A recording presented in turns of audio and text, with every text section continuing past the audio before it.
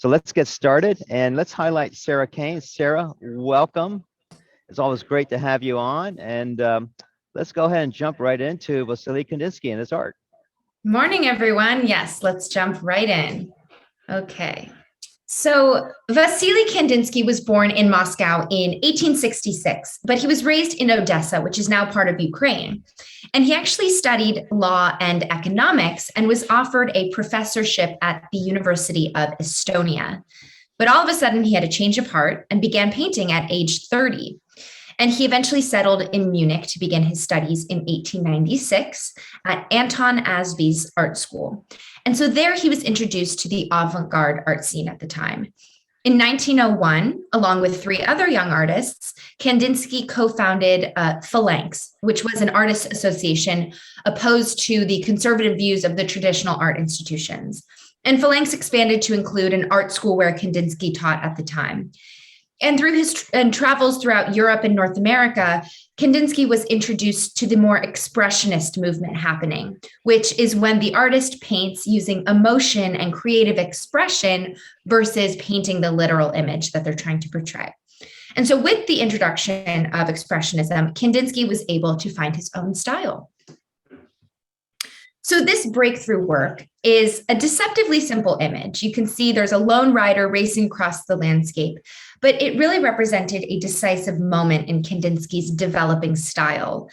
In this painting, he demonstrated a stylistic link to the works of the Impressionists like Claude Monet, particularly evident in the kind of contrasts of light and dark of the sun-dappled hillside.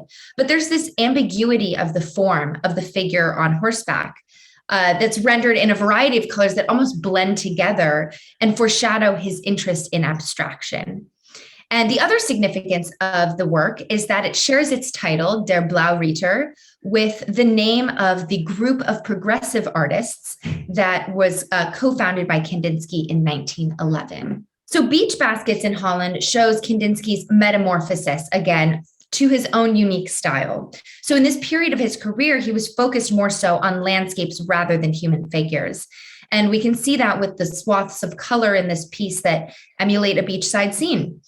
But it's quite abstract and really can be interpreted by viewers to mean different things, which is what he wanted as an expressionist, for the viewers to piece together and attach their own meaning and significance to his works. So this piece is untitled, but is the first abstract watercolor painting of his career. And we'll go on to look at many other of his abstract pieces kind of similar to this, but this really marked a change in his style and focus. Kandinsky was a color theorist, and obviously we can see the experimentation of contrasting colors kind of bleeding together, how the dark blue fades into a kind of gray and how the blue and red mix to make these different hues of purple. And this piece actually lives at the Musée National d'Art Moderne in Paris. So commonly cited as the pinnacle of Kandinsky's pre-World War I achievements, Composition 7 shows the artist's rejection of pictorial representation through this kind of swirling hurricane of colors and shapes.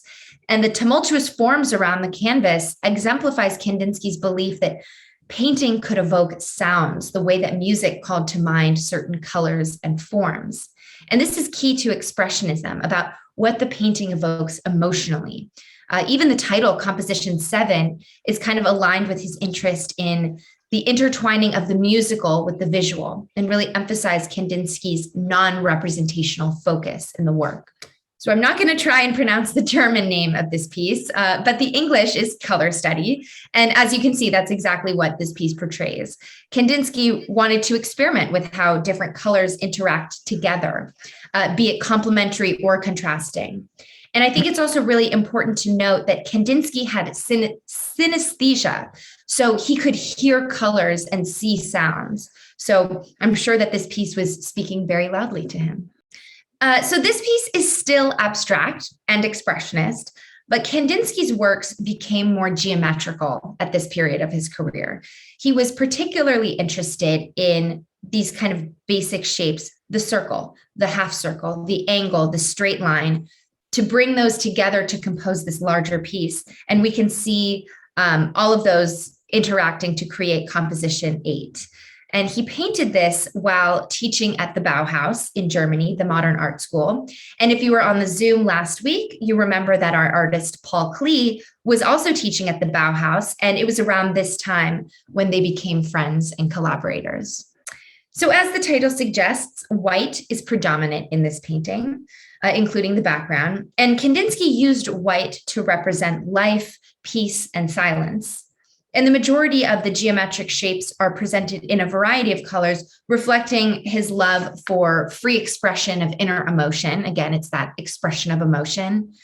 But striking through this kaleidoscope of shapes and colors are these bold, spiked barbs of black, representing non-existence and death. And Kandinsky liked to paint while listening to music. And on white is his interpretation of the music. So again, we can see his relationship with music and sound due to his synesthesia. And this piece is located at the Centre Pompidou, the Modern Art Museum in Paris. So this piece was created in 1925, of course, with the primary colors, yellow, red, and blue. And this piece can actually be divided in half with how different each of the sides are. So the left side has rectangles, squares, and straight lines in these bright colors, while the right side features darker colors in various abstract shapes. And so these two sides show different influences and are meant to create varied emotions in the viewers.